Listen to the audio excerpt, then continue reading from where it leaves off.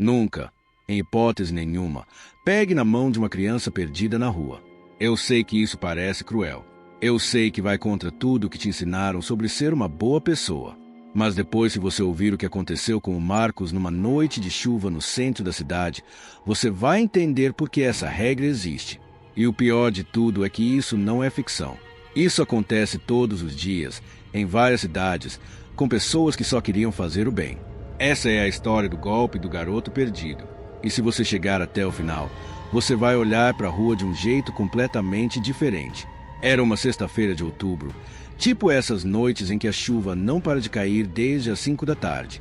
Marcos tinha 32 anos, trabalhava numa construtora e tinha acabado de receber um pagamento extra, um bico que ele fez num fim de semana ajudando um amigo a reformar uma casa. R$ 3.000 em dinheiro vivo, guardados numa sacola plástica dentro da mochila, junto com o notebook da empresa e o celular que ele tinha acabado de trocar, um modelo mais caro do que ele normalmente compraria, mas que valia a pena porque ele precisava dele para o trabalho. O plano era simples: pegar esse dinheiro, comprar as telhas que faltavam para terminar o teto da casa da mãe dele, que vivia tendo goteira toda vez que chovia forte, e resolver isso antes do inverno chegar de vez. Ele tinha até separado o valor certinho, contado 2 vezes antes de sair do trabalho, porque ele era desse tipo de pessoa que gosta de deixar tudo organizado. O centro da cidade àquela hora estava daquele jeito estranho que só cidade grande fica quando chove.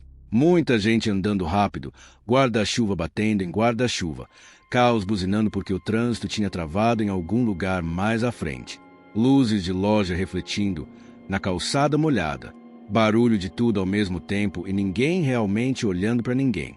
Marcos tinha decorado esse caminho fazia anos.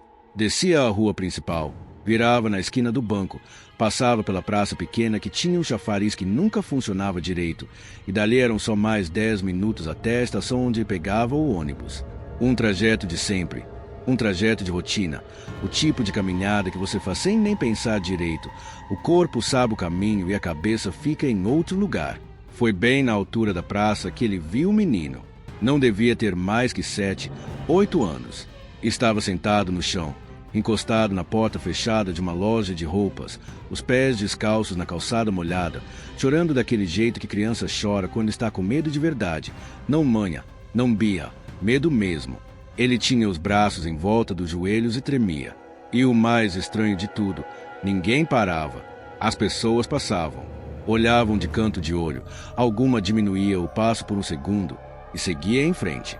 Um casal comentou alguma coisa baixinho e continuou andando debaixo do guarda-chuva. Um homem de terno passou tão perto que quase encostou nele e nem virou a cabeça. Marcos parou. Ele conta depois, quando teve coragem de contar essa história para alguém, que naquele momento ele pensou em 2 coisas ao mesmo tempo. A primeira foi: isso não é problema meu. Eu tenho R$ 3.000 na mochila, um notebook, um celular caro. Eu preciso ir embora daqui. A segunda foi olhar para aquele menino, pensar no sobrinho dele, que tinha praticamente a mesma idade, e imaginar ele sozinho, chorando, no meio de uma multidão que só passa reto. Ele se agachou. Ei, você tá bem? Cadê sua mãe? O menino levantou os olhos. Tinha o rosto vermelho de tanto chorar, o nariz escorrendo, a roupa encharcada, e disse, com a voz tremendo, que tinha se perdido da mãe na estação, que ela tinha ido comprar uma passagem e mandado ele esperar ali perto, mas fazia muito tempo e ela não voltava e ele não sabia mais onde estava e estava com medo. Você já deve imaginar o que vem a seguir, mas deixe eu te falar uma coisa. Na cabeça do Marcos, naquele momento, não existia nenhuma outra opção a não ser ajudar. Ele não parou para pensar em golpe. Ele não parou para pensar em nada além de: esse menino está sozinho e com medo, eu posso ajudar. E é exatamente assim que esse tipo de golpe funciona. Ele não mira nas pessoas más. Ele mira exatamente nas pessoas boas. Calma, eu vou te ajudar a achar sua mãe, tá? Tem um posto policial aqui perto.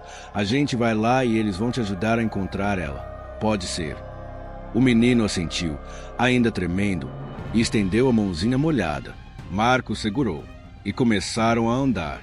A princípio parecia só isso. Um homem levando uma criança perdida até a polícia. Uma cena que devia ser até bonita de ver. O tipo de coisa que devia fazer alguém pensar que sorte essa criança teve. Eles atravessaram a praça, o menino andando meio rápido, meio arrastado, ainda choramingando baixinho. Marcos ia falando com ele, tentando acalmar, perguntando o nome, perguntando a idade, tentando parecer confiável, tentando parecer seguro. Porque é isso que a gente faz quando tá com uma criança assustada. O posto policial ficava a uns 3 quarteirões dali, numa rua um pouco mais escura, menos movimentada, com menos loja aberta e menos luz. Foi ali, bem na virada da segunda esquina, que tudo mudou. O menino parou de andar de repente. Soltou a mão de Marcos com força, deu 2 passos para trás e começou a gritar. Não um choro, um grito, alto, agudo, do jeito que só criança consegue gritar quando quer que todo mundo em volta ouça.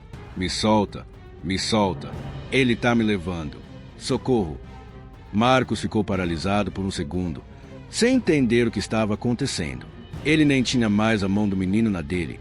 O menino já tinha se afastado, mas o grito continuava, cada vez mais alto, cada vez mais desesperado. Ele quer me levar. Alguém me ajuda. E foi nesse exato momento que ela apareceu. Uma mulher, saindo de algum lugar perto, correndo em direção ao menino com os braços abertos, gritando o nome dele, um nome qualquer, gritando que finalmente tinha achado o filho, gritando que aquele homem tinha tentado sequestrar a criança dela. Em segundos, 3, 4 pessoas que estavam por perto pararam para ver o que estava acontecendo. E aqui é onde a coisa fica realmente feia, porque o que acontece depois disso não é sobre uma pessoa ruim, é sobre um grupo de pessoas que, no calor do momento, decide agir antes de pensar. Esse homem estava levando meu filho. Ele ia levar embora. A mulher gritava isso com uma dor tão convincente na voz, um desespero tão real, que ninguém parou para questionar. Ninguém perguntou, espera, o que aconteceu de verdade aqui? Ninguém pensou em chamar a polícia primeiro. As pessoas simplesmente reagiram. Um homem agarrou Marcos pelo braço. Outro empurrou ele contra a parede. Alguém gritou, pega ele. Em segundos, o que era para ser um ato de bondade virou um pesadelo. Socos, chutes, gente gritando ao redor, alguns filmando, outros só assistindo, ninguém entendendo direito o que estava acontecendo, mas todo mundo agindo como se tivesse certeza absoluta de que aquele homem era um monstro. Marcos tentava gritar que não tinha feito nada, que só estava ajudando, que o menino tinha pedido ajuda, mas a voz dele se perdia no meio dos gritos, no meio da chuva, no meio da confusão. Ele caiu no chão. Alguém pisou no braço dele. Um chute acertou as costelas. E no meio de todo esse caos, ninguém percebeu a mulher se abaixando perto dele. Ela não estava tentando ajudar. Ela estava tirando a mochila das costas dele. Meu filho, calma, eu já peguei nossas coisas. Vamos embora daqui. E foi assim, no meio de socos, gritos, chuva e uma multidão inteira convencida de que estava fazendo justiça, que a mulher abriu a mochila dele com uma calma assustadora, tirou o notebook, tirou o celular, tirou a sacola com os R$3.000 e fechou tudo de novo como se estivesse recuperando pertences roubados.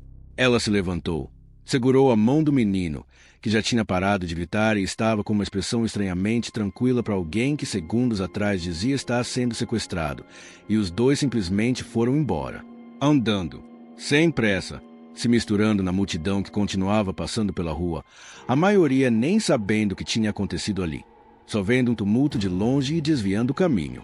Marcos ficou no chão por um tempo que ele não sabe precisar, machucado, encharcado, com o lábio cortado e as costelas doendo. Quando as pessoas finalmente perceberam que talvez tivessem exagerado, quando alguém enfim teve a ideia de perguntar, espera, cadê a mulher e o menino? Já era tarde. Eles tinham sumido. Alguém ligou para a polícia. Alguém chamou uma ambulância. E foi só ali, sentado numa calçada molhada, com o corpo doendo e o coração ainda mais dolorido, que Marcos percebeu que a mochila estava mais leve. Ele abriu, mesmo com as mãos tremendo, e viu o que já imaginava. Não tinha mais nada lá dentro. O dinheiro do teto da casa da mãe dele, o notebook do trabalho, o celular novo. Tudo tinha ido embora com aquela mulher e aquele menino que, na verdade, provavelmente nunca esteve perdido de verdade. Porque é assim que esse golpe funciona. E é por isso que essa história precisa ser contada. O golpe do garoto perdido não é uma lenda urbana. É um método real, documentado em várias cidades, que usa exatamente aquilo que faz a gente ser humano, a vontade de ajudar uma criança em perigo. A dupla, às vezes trio, estuda o movimento da rua, escolhe um horário de bastante gente, mas pouca atenção, coloca a criança para fingir estar perdida ou chorando e espera alguém se aproximar. A vítima ideal é justamente quem tem bom coração, quem não vai pensar duas vezes antes de estender a mão. O resto você já sabe. O grito repentino de sequestro. A mulher, ou às vezes um homem, aparecendo do nada fingindo desespero.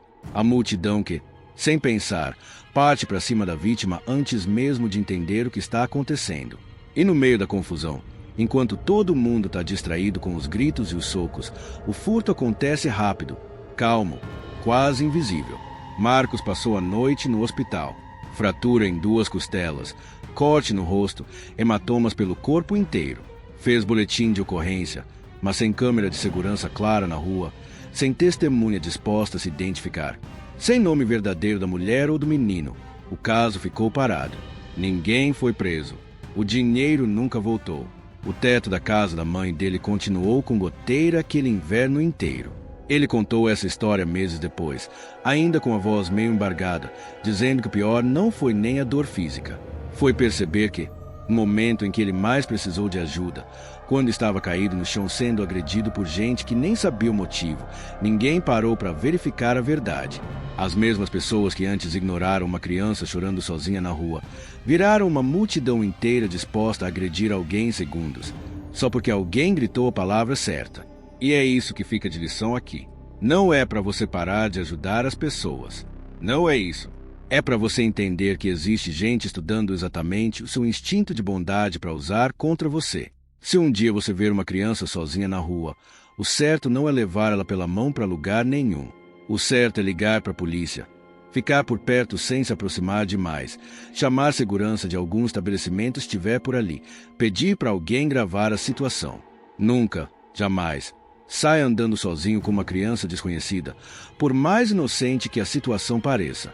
Porque naquela noite de chuva, Marcos só queria fazer o bem. E quase pagou com a vida por isso. Se essa história te deixou de cabelo em pé, se inscreve no canal agora para não perder o próximo relato.